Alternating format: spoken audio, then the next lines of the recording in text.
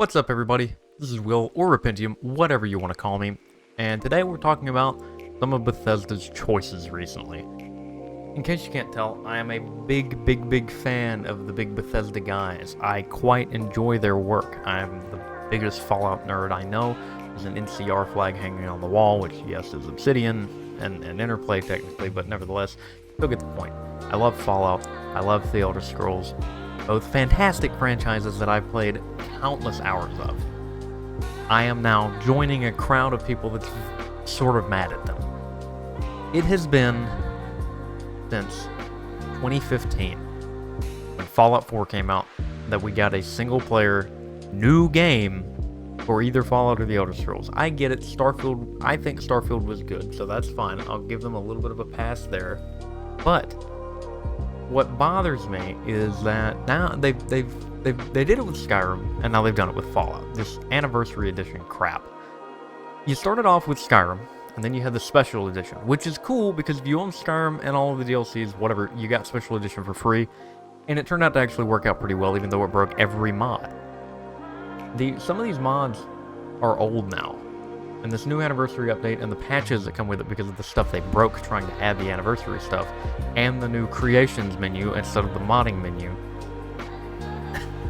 they break the mods. The mods now have to be rewritten and updated for this update. But the problem is that a lot of these mods were made in 2015 or 2016. These developers have moved on. They're doing different things now. They might not have the time or the care to come back and update their mod, because why would they? If I made a mod for a video game that came out in 2015, I made it in 2015 or 16, and though I love the game, oh crap, they've updated. Back then, okay, they put out a patch, cool, it's a Bethesda game, it's gonna be broken anyways, let's fix this for the patch. But now, in 2025, it's been 10 years since Fallout 4 came out, and these modders are expected to come back and just fix their stuff because Bethesda broke it?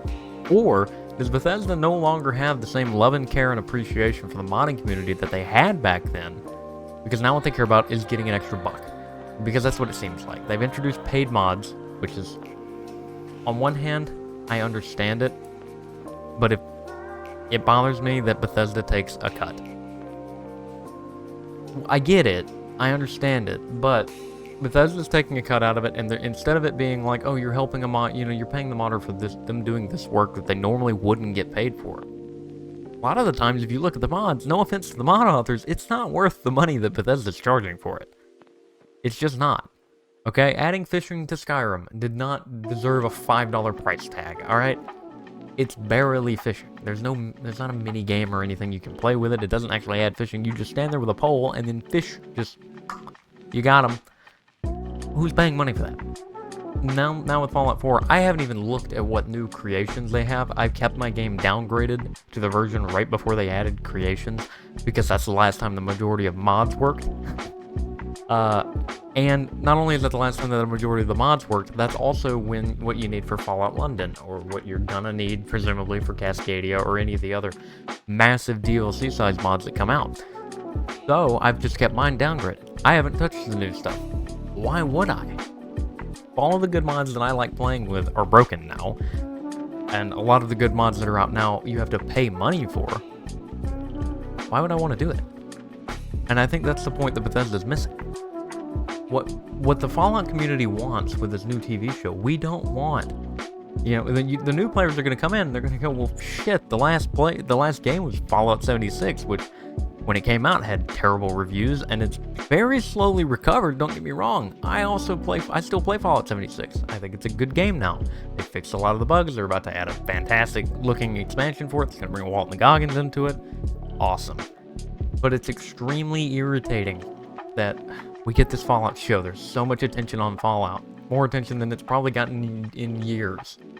And we've wasted it because we're adding the Anniversary Edition to Fallout 4 instead of releasing something new from Bethesda. I understand they're working on ES6, okay? But we haven't heard anything about that either. We have no idea what's going on at Bethesda, which is irritating because it's like, us as fans, we want to know more about what you're doing. We want to know what do you have in development? We're not getting GTA 6 until next November now. It's been delayed again. We don't even know what year we're getting a new Bethesda game. Not just the Elder Scrolls. We don't know what year we're getting anything from them. We don't, besides 76 updates. It's the only thing they'll put a roadmap on, which I think is dumb, because that's not really that popular of a product. I think they should keep working on it. I don't think its time is up yet. It's been out for a while, yes, but the new updates, they're adding crazy things to it to entice players to come to it, and I think everybody who tried it and didn't like it should go back and try it again, because they have fixed so many problems that everybody had with it. But that's not what this video is about. My main point is that we're at a point now where, rather than giving the fans even a semblance of information about what is happening at Bethesda, about what games are being worked on, about when anything is expected to be seen, what we get is an anniversary edition for Fallout 4 that breaks every mod that they have, a edition of creations instead of mods to Fallout 4 that they had already done with Starfield and Skyrim, to make sure that you get to pay money for things that would be free if Bethesda didn't put a price tag on it, and that we're at a point now where we know essentially nothing. Are we ever getting Fallout 6 or whatever they're going to call the next game? I have no idea. It's up in the air. I would assume we are at some point, but I don't know. Do I expect to be 35 by the time that we get it? For the record, I'm 23 now. Is that where we're at in the game development world? Is it going to take 12 years, 15 years? I mean, the single player side, Starfield came out in, let's do a little fact check here. Starfield came out 2 years ago. 2 years ago. We got one DLC for it in that 2-year time. That's it. Like I said, I like Starfield. I would like to see more DLC for it. I get that they can't do that. Maybe they don't have the resources to do that and, work on the next game or whatever at the same time. But what we need is old Bethesda back. 2008, they come out with Fallout 3, right? Well, they don't want the Fallout hype to die down after that comes out. So while they're working on, I believe, Skyrim, it might have been Oblivion, but I think Skyrim.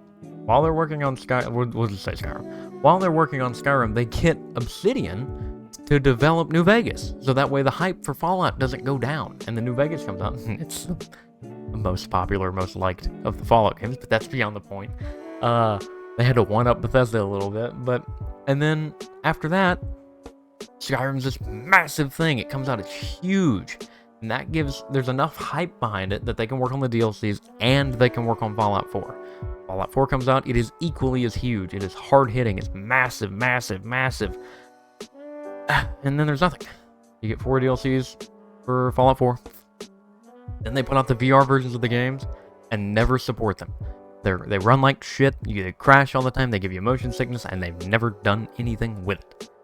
It's a miracle they even put the DLCs on it. Then, get this, you go on and on and on, just a little bit longer, and what do you end up with? You end up with nothing. You get Fallout 76, which I believe was developed initially by in-house Bethesda and then shipped off to another ZeniMax company to maintain, who, by the way, is the ones that basically had to take the heat for it and fix it, and now have spent years fixing it, and now Fallout 76 is, in my opinion, the best product that they have released in the last 5 years at least. I think Fallout 76 is better than Starfield, it's better than any of this creation crap they've added to Skyrim or Fallout 4, and it's just, what am I as a Fallout fan supposed to do? If you can't tell, I'm a little irritated about it, because I'm sitting here, shit, look at that, in this next month I get to watch season 2 of the show. Awesome. That's the only new content we get. It's the only new lore. It's the only new anything we get related to Fallout, and it is insanely infuriating. So, thank you guys for listening to me rant for a little bit. Todd Howard, for the love of all things Bethesda, do something. That's all I want. Just do something. It doesn't even have to be Fallout. Let us know that you're actually working on Elder Scrolls 6. A little bit more than just an offhand interview where you mention it. Something. Please. I beg, I beg, I beg. Thank you. Bye-bye.